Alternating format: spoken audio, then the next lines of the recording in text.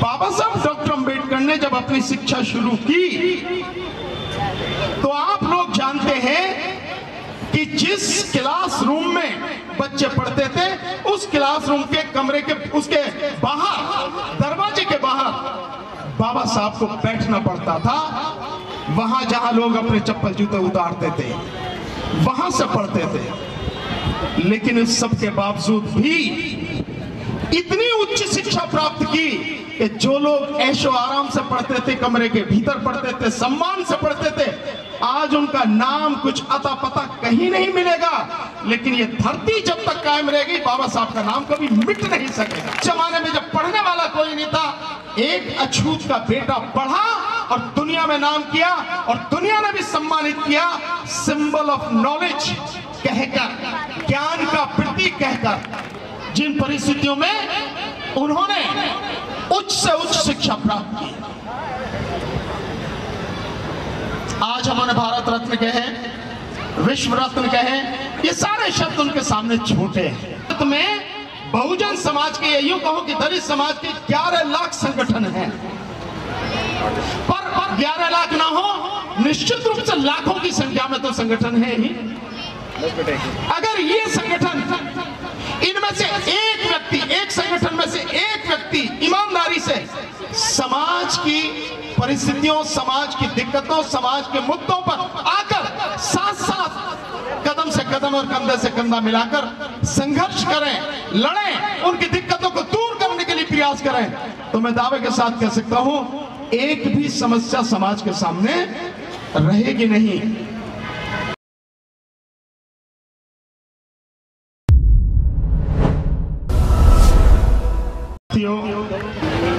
हमारे लिए तो सबसे बड़ा त्योहार है ये बाबा साहब का जन्मदिन। हालांकि ये दुखद है कि हमारा पूरा समाज न जाने किस किस त्योहार में अटका पड़ा। उन त्योहारों से हमारा कोई लेना देना नहीं है, वो हमारे त्योहार नहीं है, फिर भी जाने अनजाने हम उन सबको भी मनाते रहते हैं। लेकिन हमारे लिए तो सबसे बड़ा त्योहार यही है बाबा साहब का जन्मदिन। इसके साथ ही दूसरा बड़ा त्योहार बुद्ध पूर्णिमा, जो 5 तारीख को आने वाली है। और अगर इनके अलावा हमारे कोई त्योहार है तो हमारे संतों और महापुरुषों, जिन्होंने हमारी मुक्ति के लिए, हमारे कल्याण के लिए, हमारे उत्थान के लिए अपना तमाम जीवन समर्पित कर दिया, उनके जन्मदिन, उनकी पुण्यतिथि हमारे त्योहार। अगर हम किसी महापुरुष का जन्मदिन मना रहे हैं तो स्वाभाविक है, इसका मकसद केवल यही बताना नहीं है कि वो कब पैदा हुए, कहाँ पढ़े, कहाँ हुए पैदा, कहाँ रहे, क्या क्या शिक्षा ग्रहण की, क्या क्या पद ग्रहण किए और कब उनके जीवन का अंत हुआ। केवल यही मकसद नहीं होना चाहिए। किसी भी महापुरुष या किसी भी संत के जन्मदिन या पुण्यतिथि का मतलब यह है कि उस व्यक्ति ने, उस महापुरुष ने अपने जीवन में जो संघर्ष किए और जिन परिस्थितियों में वो संघर्ष किए, हम उससे कुछ प्रेरणा लें। अगर हम उससे कुछ प्रेरणा ले पाते हैं और उस प्रेरणा को लेकर अपने जीवन में उतार पाते हैं, अमल कर पाते हैं, अपने आचरण में उसे ला पाते हैं, उनकी शिक्षाओं को, उनके संघर्षों को, तो ही ऐसे जन्मदिन, ऐसी पुण्यतिथि मनाने का मेरी समझ में कोई अर्थ है, अन्यथा तो इसका कोई अर्थ नहीं। मेरे से पूर्व वक्ताओं ने आपको बहुत अच्छी तरह से बाबा साहब के विषय में बताया होगा, और आप अगर चाहेंगे तो बाबा साहब का जन्म कहाँ हुआ, कब हुआ, कौन उनके माता पिता, कौन उनकी जीवन संगनी, कितनी डिग्रियां ली, कहां कहां पढ़े, कहां कहां बाबा साहब रहे, क्या क्या उन्होंने काम किया और कब उनका महापरिनिर्वाण हुआ, आप सब ये किताबों में पढ़ सकते हैं। इसके लिए कहीं कोई व्यक्ति यहाँ आके बताए, मैं समझता हूँ उसकी शायद ज्यादा जरूरत नहीं है, पर फिर भी लोग यहाँ आए होंगे तो बताकर गए होंगे, बताते रहते हैं, हर साल आप सुनते हैं। मैं उससे अलग हट के कुछ बात और उन बातों को आज के संदर्भ में देश और देश की तमाम जनता जिन परिस्थितियों से गुजर रही है और वो परिस्थितियां कितनी भयानक हैं, उनके संदर्भ में बाबा साहब का जो जीवन संघर्ष रहा है उस बात को समझाने का प्रयास करूंगा। हम सब इस बात को मानेंगे कि आज हम लोग, और दिल्ली में रहने वाले तो विशेषकर, और दिल्ली की तरह महानगरों में रहने वाले लोग, शहरों में रहने वाले लोग, या गांव में भी जो समृद्ध लोग हैं, वो निश्चित रूप से जिन परिस्थितियों में बाबा साहब ने अपना जीवन जिया उससे कहीं बेहतर परिस्थिति में आज हम लोग यहाँ रह रहे हैं। इसमें तो कोई कहीं संदेह किसी को होना नहीं चाहिए। लेकिन फिर एक पल के लिए सोचो कि इतनी विपरीत परिस्थितियों में बाबा साहब ने इतनी बड़ी शिक्षा हासिल की और जो लक्ष्य जीवन में उन्होंने चुना, तय किया, उस लक्ष्य की तरफ लगातार बढ़ते रहे। कोई रोक नहीं पाया उन्हें, कभी वो रुके नहीं, कभी वो झुके नहीं, कभी किसी से डरे नहीं और अपने लक्ष्य से कभी भटके नहीं। हम में से बहुत सौ के बच्चे हैं, ये बाबा साहब की बदौलत है। हम लोग भी और हमारे बच्चे भी अच्छे स्कूलों में, कॉलेजों में पढ़ते हैं। हालांकि बहुत बड़ी संख्या गरीबों की है जिनकी शिक्षा, उनकी क्या सभी की शिक्षा सरकार अब छीन रही है। अभी आपने देखा भी, बताया भी, राजेंद्र गौतम जी बता के गए हैं कितनी महंगी शिक्षा हो गई है। ये सब शिक्षा छीनने का तरीका।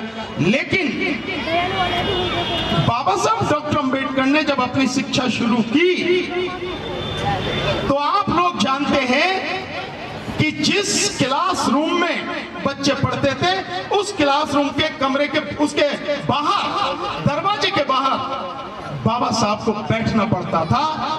वहां जहां लोग अपने चप्पल जूते उतारते थे वहां से पढ़ते थे। लेकिन इस सब के बावजूद भी इतनी उच्च शिक्षा प्राप्त की कि जो लोग ऐशो आराम से पढ़ते थे, कमरे के भीतर पढ़ते थे, सम्मान से पढ़ते थे, आज उनका नाम कुछ अता पता कहीं नहीं मिलेगा। लेकिन ये धरती जब तक कायम रहेगी बाबा साहब का नाम कभी मिट नहीं सकेगा, कभी भी। इसको बताने का केवल एक ही मकसद है, हम कितनी भी बुरी परिस्थिति में रहे, कितने भी विपरीत माहौल में हमें जीना पड़े, लेकिन अपने लक्ष्य से कभी हमें भटकना नहीं चाहिए, किसी से हमें डरना नहीं चाहिए। पूरी लगन के साथ, पूरी ईमानदारी के साथ अपने लिए, अपने परिवार के लिए, अपने समाज के लिए और अपने देश के लिए काम करते रहना है। इस बात को कितने लोग अमल में ला रहे हैं, मैं आप ही पर छोड़ता हूं। अपना आत्मावलोकन कीजिए, अपने अंतर्मन में झांकिए और फिर आकलन कीजिए कि क्या आप उन परिस्थितियों के मुकाबले आज जिस समय में रह रहे हैं, क्या बाबा साहब के बताए रास्ते पर चल भी पा रहे हैं। उन्होंने जो जीवन जिया, इतने उच्च शिक्षा प्राप्त करके, और एक बार जब पूछा गया उनसे तो बाबा साहब ने तो कहा कि ऐसा कुछ नहीं है जिसे मैं प्राप्त नहीं कर सकता, मुझे उसकी चिंता नहीं है, मैं कहीं भी हूं। वो आरक्षण वगैरह जिससे आप और हम लोग यहाँ तक पहुंचे, वो समय नहीं था उस समय और कभी उन्होंने लिया भी नहीं। बावजूद उसके, उस जमाने में जब पढ़ने वाला कोई नहीं था, एक अछूत का बेटा पढ़ा और दुनिया में नाम किया और दुनिया ने भी सम्मानित किया, सिंबल ऑफ नॉलेज कहकर, ज्ञान का प्रतीक कहकर। क्या हम कुछ प्रेरणा ले पा रहे हैं उनसे? नहीं ले पा रहे। उनका जीवन जितनी विपरीत परिस्थितियों में था, कोई कल्पना नहीं कर सकता। एक कितना बड़ा विद्वान, महाराजा बड़ौदा के यहाँ अकाउंटेंट, और चपरासी जिसकी कोई औकात नहीं है, वो चपरासी भी सिर्फ जातिगत वरिष्ठता जो अपने आप को समझता था, उस आधार पर वो फाइल भी दूर से फेंकता था बाबा साहब को। बावजूद उसके वो कभी झुके नहीं। इससे भी ज्यादा और हुआ कि जहां जब बड़ौदा में रहते थे तो कोई मकान देने को तैयार नहीं था, नाम बदल के वहां रहना पड़ा। और उसके बाद भी जब उनके विषय में पता लगा कि ये अछूत है, उनका सामान जिस तरह से फेंका गया निकाल के, बावजूद उसके भी वो रुके नहीं। निश्चित रूप से उस पल में जो उनको महसूस हुआ, शायद हम में से कोई महसूस नहीं कर सकता, फिर भी वो अपने लक्ष्य से भटके नहीं और रुके नहीं। लगातार पढ़ाई उन्होंने जारी वो निकालना नहीं। ऐसे न जाने उनके जीवन के कितने कितने ही उदाहरण हैं जिन परिस्थितियों में उन्होंने उच्च से उच्च शिक्षा प्राप्त की। आज हम उन्हें भारत रत्न कहे, विश्व रत्न कहे, ये सारे शब्द उनके सामने छोटे हैं, इनका कोई अर्थ नहीं है। अर्थ सिर्फ इस बात का है कि जो संघर्ष उन्होंने हमारे लिए किया, जीवन के अंतिम सांस तक हमारे लिए जिए, वो क्या हम उनके उस जीवन संघर्ष को समझ पा रहे हैं? क्या हम बाबा साहब के प्रति ईमानदार हैं, या केवल बाबा साहब के जन्मदिन और पुण्यतिथि पर उनकी मूर्ति पर मालाएं चढ़ाकर, उनके फोटो पर मालाएं चढ़ाकर जय भीम के नारे लगाकर ही अपने आप को अंबेडकरवादी समझ लेते हैं? मतलब इस बात से, और मैं कह सकता हूं साथियों, हमने समझने का प्रयास जरूर किया है, कुछ लोगों ने समझा है, तभी तो यहां तक पहुंचे हैं, तभी तो संघर्ष जारी है। लेकिन अभी बहुसंख्यक समाज जो हमारा है, उसने बाबा साहब को समझा नहीं। उसने बाबा साहब का केवल इस्तेमाल किया काहे के लिए? रिजर्वेशन के माध्यम से उसे नौकरी मिल जाए, कोई सुविधा मिल जाए, कोई एमएलए बन जाए, कोई एमपी बन जाए, इसके लिए इस्तेमाल किया। हम बेसिकली, मुझे कहने में कोई डर नहीं है, कोई झिझक नहीं है, हम बाबा साहब का नाम लेते हैं, लेकिन हम उनके प्रति ईमानदार नहीं हैं। सही मायने में हम लोग बेईमान, ये कहने में भी कोई झिझक मुझे नहीं है और किसी को होनी भी नहीं चाहिए, ना कहने में ना सुनने में। अगर हम ईमानदार होते, ये कार्यक्रम हर साल होते हैं, लगातार होते हैं, और बाबा साहब का जन्मदिन तो दुनिया में शायद पहले महान व्यक्ति है कि जिस दिन से शुरू होता है उसके 1-2 दिन पहले से ही शुरू हो जाते हैं और पूरे महीने चलते हैं, यहां तक कि बुद्ध पूर्णिमा तक लगातार उनके जन्मदिन के प्रोग्राम पूरे देश में, दुनिया में चलते हैं।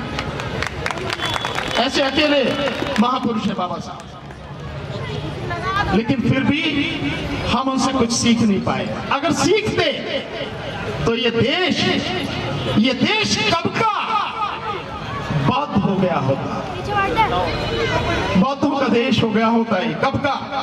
हमने सीखा नहीं। अगर हम सीखते तो देश की सत्ता हमारे हाथ में होती, किसी और के हाथ में नहीं होती। हमने सीखा नहीं। तो मैं ये मानता हूं कि हम दूसरे की तरफ उंगली उठाएं, उससे पहले हमें अपने अंदर झांकने की जरूरत है। हम आपस में कितने स्वार्थी हो गए हैं, न जाने कितने खेमों में बटे हैं, न जाने कितने कितने संगठन बना लिए हैं। एक बार एक व्यक्ति ने आंकड़ा बताया, मैं नहीं जानता कि कितना सच है या गलत है, लेकिन इतना तो अपने अनुभव से जानता हूं कि उसमें कुछ सच्चाई तो होगी ही। आप भी इसका आकलन कर सकते हैं कि लाखों की संख्या में, वो संख्या तो उन्होंने 11 लाख बताई थी, कि भारत में बहुजन समाज के, यूं कहो कि दलित समाज के 11 लाख संगठन हैं। पर 11 लाख ना हो, निश्चित रूप से लाखों की संख्या में तो संगठन है ही। अगर ये संगठन, इनमें से एक व्यक्ति, एक संगठन में से एक व्यक्ति ईमानदारी से समाज की परिस्थितियों, समाज की दिक्कतों, समाज के मुद्दों पर आकर साथ साथ कदम से कदम और कंधे से कंधा मिलाकर संघर्ष करें, लड़ें, उनकी दिक्कतों को दूर करने के लिए प्रयास करें, तो मैं दावे के साथ कह सकता हूं एक भी समस्या समाज के सामने रहेगी नहीं, एक भी दिक्कत समाज के सामने रहेगी नहीं। लेकिन इतने खेमों में हम बट गए हैं और है कुछ नहीं, लेकिन नाक हमारी बड़ी ऊंची हो गई है, अहंकार हमारा बड़ा ऊंचा हो गया है। इसको जानने की, इसको समझने की जरूरत है साथी। हमें आत्मावलोकन की बहुत ज्यादा जरूरत है साथी। नहीं तो जो परिस्थितियां आपके सामने हैं और जो आने वाली हैं, उसकी कल्पना भी अगर आपने सही तरीके से कर दी, रूह कांप जाएगी। आपकी जो परिस्थितियां आने वाली हैं आपकी कल्पना में भी नहीं है जितना बुरा समय आने वाला है। वर्तमान सरकार ने बाबा साहब का नाम लेकर ही और वो नौटंकी करके ही, देश का प्रधानमंत्री सबसे बड़ा नौटंकीबाज है, तो उस नौटंकीबाज ने ही बाबा साहब का नाम लेकर नौटंकी करके समाज का बेड़ा गर्क कर दिया। भाई यार, या तो मुक्त वक्ता मत बनाओ और फिर कोई को शॉर्ट करो। बात बताने में टाइम तो लगे भाई, शॉर्ट करो तो भाई मैं अभी कर देता हूँ, जय भीम करके चला जाता हूँ, बात खत्म। बात तो समझाने दो भाई, अगर बात बुरी लग रही है तो भैया कहो मैं चला जाता हूँ, मेरी गाड़ी खड़ी है, जय भीम। सीधी सीधी बात होनी चाहिए। आप अगर किसी को बुला रहे हो तो समझो इस बात को कि कोई व्यक्ति कौन है और वो क्या कहना और बताना चाह रहा है। अगर आपको इससे आपत्ति, आप नहीं सुनना चाहते हैं, औपचारिकता निभाना चाहते हैं, तो आपकी अलग बात है। तो जो सरकार है, उस सरकार ने आपके देखते देखते और आपके नेताओं के होते हुए 131 है आज की तारीख में आपके सांसद हैं लोकसभा में, राज्यसभा में भी कुछ हैं, और 1145 के लगभग पूरे देश की सभी विधानसभाओं और विधान परिषदों में लगभग 1145 मैंने संख्या बताई, ये एमएलए और एमएलसी हैं। इन सबके सामने, इन सबकी आंखों के सामने, इनके होते हुए और इन्हीं के समर्थन से आपका सब कुछ छीन लिया। आपका रिजर्वेशन छीन लिया, आपके बच्चों की शिक्षा छीन ली, आपका रोजगार छीन लिया। आप आज अपनी एफआईआर लिखाने जाओ, कोई लिखता नहीं है। जब तक उसे कानूनी फंदे में ना फंसा लिया जाए, कोई किसी थाने में आपकी एफआईआर नहीं लिखी जाती, कोई अधिकारी सुनने को तैयार नहीं है। तो आपके लिए जिम्मेदार कौन थे? जिनको काम करना था उन्होंने कोई काम नहीं किया। सरकार ने आर्थिक आधार पर संविधान के विरुद्ध जाकर सवर्ण समाज को 10% आरक्षण दिया, लेकिन संसद में हमारे ही समाज के लोगों ने उस 10% आरक्षण जो संविधान के विरुद्ध था उसके पक्ष में वोट दिया और उसे पास कराया। और जिन लोगों के लिए 10% आरक्षण पास कराया, उनके पास कितना आरक्षण है पता है? 50.5% आरक्षण उनके पास पहले ही है। क्यों? कैसे? इसको समझो।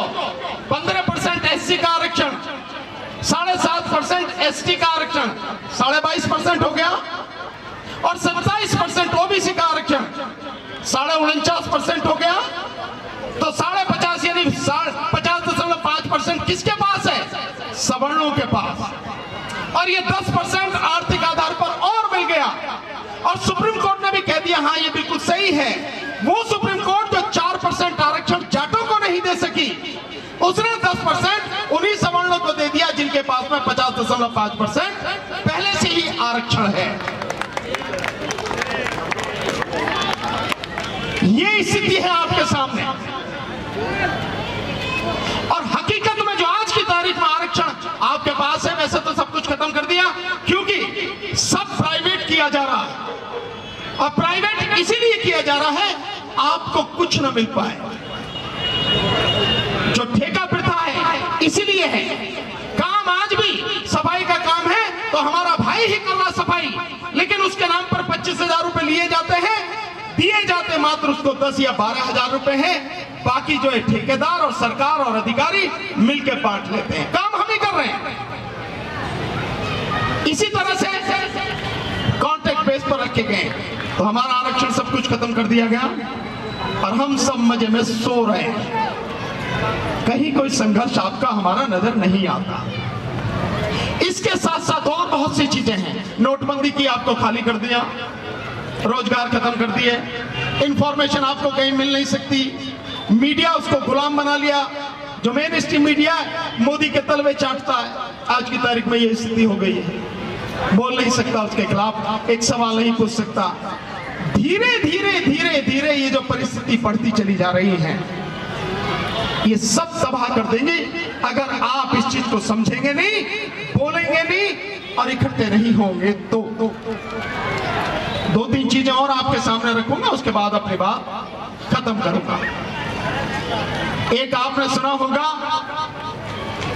ईवीएम मशीन में रिमोट कंट्रोल से चलने वाली ईवीएम मशीन आ रही है। 2024 के चुनाव में वो मशीन पूरी तरह से चुनाव में इस्तेमाल हो, इसके लिए अभी से सारी प्रक्रिया की जा रही है, रिमोट कंट्रोल से चलने वाली।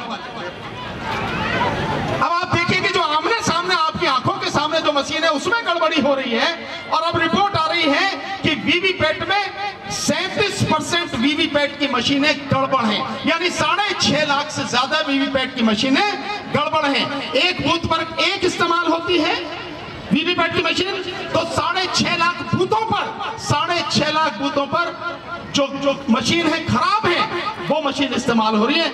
ये चुनावी प्रक्रिया है और अब रिमोट कंट्रोल से चलने वाले।